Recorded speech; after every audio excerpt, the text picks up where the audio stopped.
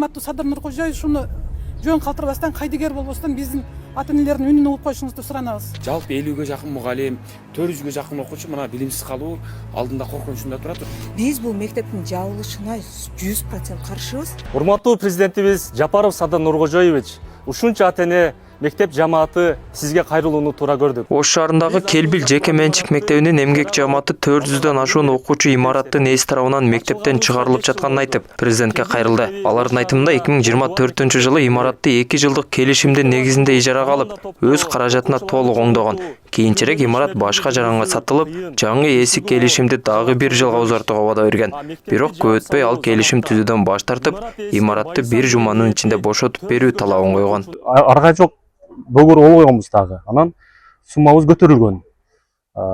Иштедик, анан кечеги май айынын аягында иниси чалып, ошол документ боюнча эси чалып, да 1 жыл иштешебиз. Жаат болуп мага дагы чалып атышат, ошол иштешебиз деп айткандан анын сөзүнө ишенип биз ата-энелер менен келишим түзүп, мугалимдер менен келишим түзүп, окуучуларыбызга жаңы окуу жылынан бирдиктүү форма болсун деп формага акча топтоп, буйртма берип, мындай ошондой ниетте турганбыз. Андан ошентип айткандан кийин эле 1 жумадан кийин кайра чалып биз силер менен иштешпейбиз, имаратты бошоткула, суу светиңерди өчүртүрөм деп ошентип чыкты. Ата-энелер да мектептин жабылышына жана окуучулардын чыгарылып жатканына нааразы экенин билдиришүүдө. Алар жаңы окуу жылынын алдында балдардын билим алуусу үзгүлтүккө учурабашы үчүн мектептин имаратын сактап калууга көмөк көрсөтүүнү суранып жатышат. Бул мектепте 400ге жакын бала окуйт экен, ал балдарды чыгарып салса, 1,5 айдын ичинде биздин балдарыбыз кайда барып билим алат?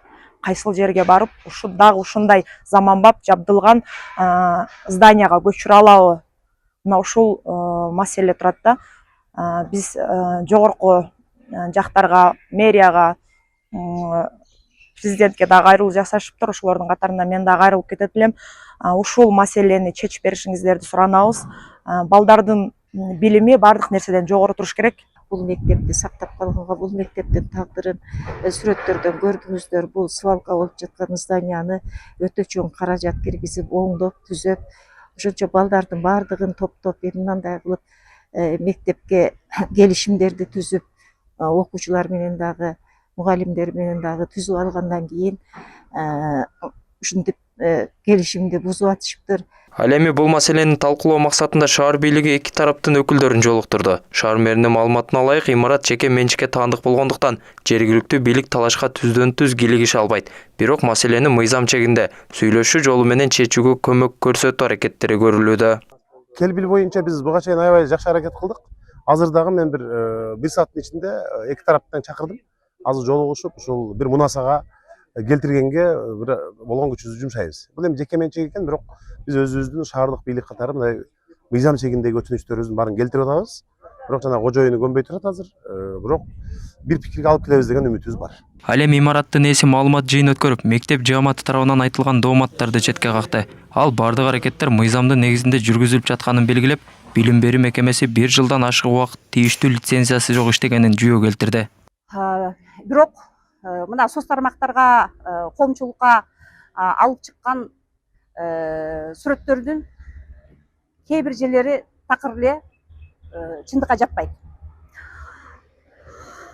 Экинчи жылы дагы договорду 1 жылга түзөбүз деди.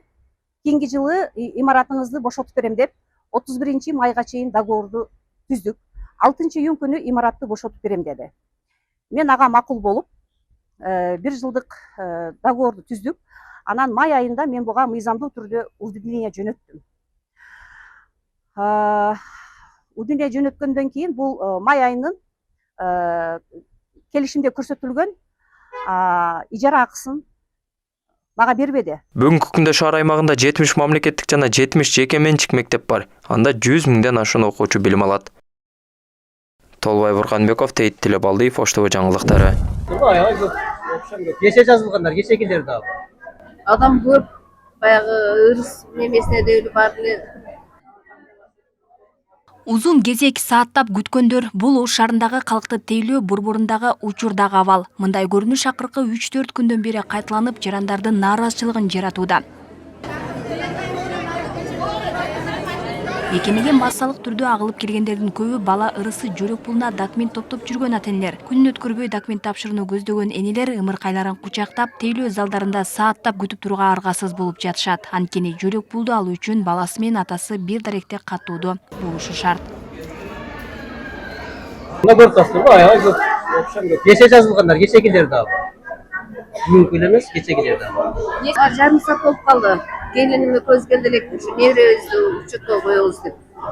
Жарым сааттан бери жетпей атат. Неберени үйгө таштап келди эле ысыкта. Бул жакка келип туруп очередь алдыңыз да? Ооба, келип очередь дегенден келип ушу жарым саат турат. 2 saat болуп калды. 2,5 saat болуп калды ошо. Келгениме. Эмнесин токтошуңуз керек? Пропискага эле коюшум керек эле, ошол эле калды. Болуп атат кезек, ана жакта эле, анан да бүгүн менен ташып тургуп, экинчи жери. Канча убакыт күтүп калып атасыздар? Убакыт көп эле болуп атат.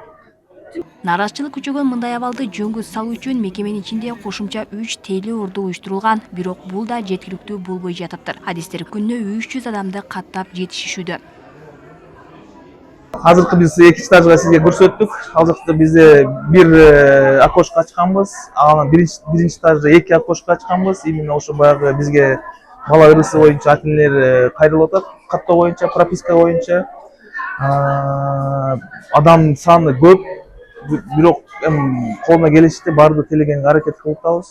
Каттоого коюу түндүк мамлекеттик кызматы аркылуу онлайн форматта да жеткиликтүү, бирок буга карабай мекемеге келип кызмат алгандар көп. Түндүк тиркеме аркылуу ошол эле прописканы койдурса болот, мүмкүнчүлүк бар. Бул үйдүн ээсинен түндүк тиркеме болуш керек, анан ата-энесинен бирөөсүнөн түндүк тиркеме болуш керек да. Ошонун аркылуу учетко койдурса болот. Анан ал жакта дагы бир топ кызматтар көрсөтүлгөн. Бул жарандар өздөрүнүн ID картасына, чет өлкөлүк паспортуна арыз берсе болот. Анан жаш балдарга дагы ата-энесинин атасы же апасы арыз берсе болот. Жаш балдарга чет өлкөлүк паспорт алуу боюнча. Эске салсак, 3 жашка чейинки балдарга берилүүчү бала ырысы жөрөк пулуна арыздар 1-июлдан тарта кабыл алынып баштаган. Арыздарды кабыл алуу 1 ай бою жүргүзүлөт. Жарандар түндүк тиркемеси аркылуу да онлайн арыз берсе болот. Жалпы Ош шаарында 3 жашка чейинки 29 миңден ашуун бала бар. Алмагүл Эркебай кызы, Салкар Токтосун уулу, Ош ТВ.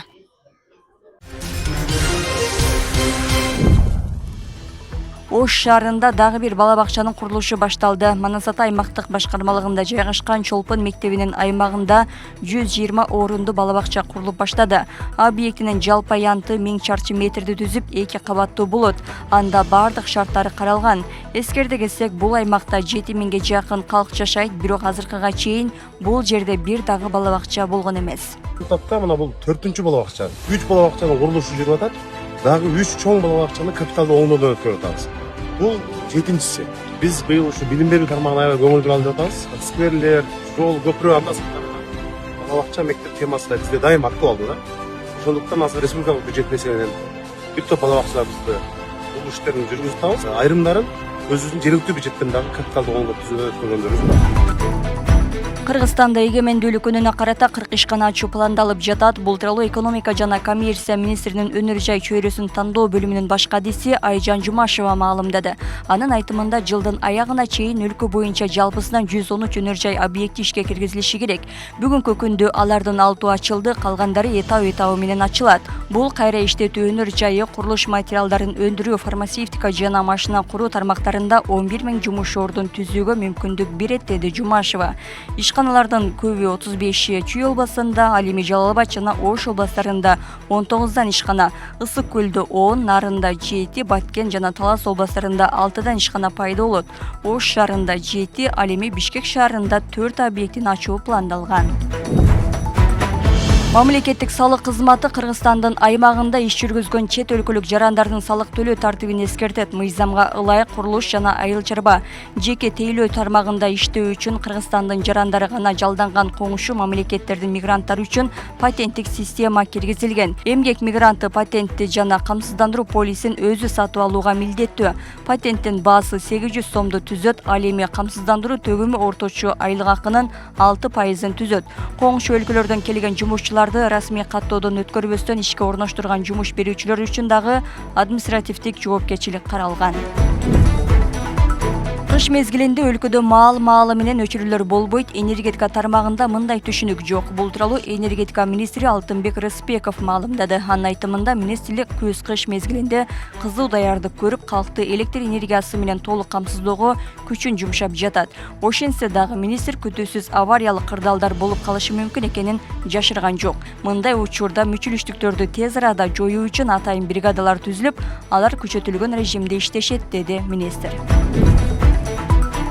Токтогул суу сактагычында суунун көлөмү 11 миллиард куб метрге жакындап, былтыркыга караганда аз болууда. Бул тууралуу энергетика министри Алтынбек Рыспеков маалымдады. Суу сактагыч толо баштаган май айларында суунун көлөмү былтыркыга караганда 1,5 миллиард куб метрге аз болчу. Учурда 10,7 миллиард куб метр болуп калды. Бул былтыркыга караганда 750 миллион куб метрге аз. Бирок учурда суунун келиши жакшы болуп жатат. Кыштан кыйналбай чыгыш үчүн жок эле дегенде 11,5 миллиард куб метрге чейин толушу керек, деди министр.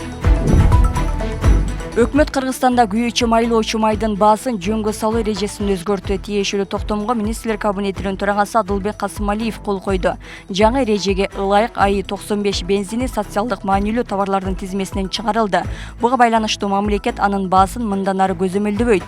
Ал эми АИ-92 бензини жана дизель майы социалдык маанилүү товарлардын тизмесинде калды. Чечим расмий жарыяланган күндөн тартып күчүнө кирет жана АИ-95 бензининин баасы базардагы суроо талапка жараша аныкталат.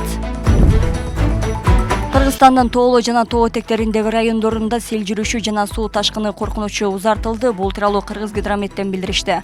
Маалыматка ылайык үстүбүздөгү жылдын 9-июлунан 13-июлга чейин өлкө аймагында абанын температурасы кескин жогорулап, тоолордо мөңгүлөрдүн ээриши күтүлүүдө. Мындан улам айрым жерлерде күтүлүп жаткан жаан-чачынга байланыштуу дарыяларда суунун деңгээли көтөрүлүшү ыктымал. Коопсуздук эрежелерин сактоого, сел кооптуулугу бар аймактардан этият болууга жана зарылчылык болбосо тоолуу жолдорго чыкпоого чакырабыз деп айтылат маалыматта.